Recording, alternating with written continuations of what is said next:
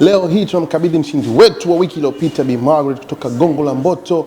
Yuko hapa na sisi, amekuja kuchukua zawadi yake ya Samsung Galaxy A17 mpya kama mnavyoiona. Bi Margaret, hongera sana na karibu. Unajisikiaje kwa mshindi? Actually najisikia furaha sana sababu mara kwanza nilikuwa siamini.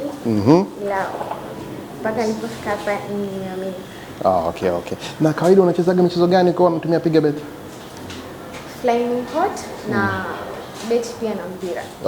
Kumbe na timu gani unashangilia Bi Margaret? Kwenye World Cup mimi ni France. Kwa kina Mbappe? Yes. Na kwa international tukisema Premier League? Uko hapana. Na je, hapa nyumbani Tanzania una timu ambayo inakugusa hapo? Mimi ni mwananchi. Lakini hongera sana na zawadi yako hii hapa. Kama unaona ni mpya, waoneshe kwamba hamna mbambamba piga bet. Nikasema yes, mimi ndo Margaret, wakaniambia nimeshinda simu kutokea piga bet. For the first time sikuamini, mpaka baada ya simu kukatwa niliingia kwenye app yenyewe kwa kutumia Google. Then kuna sehemu wameandika, kuna sehemu mnaongea mubashara, mna chat. Nikamuuliza mhudumu wa mule, akaniambia yes utapigiwa simu, nikamwambia sawa. Pale ndio nikaamini.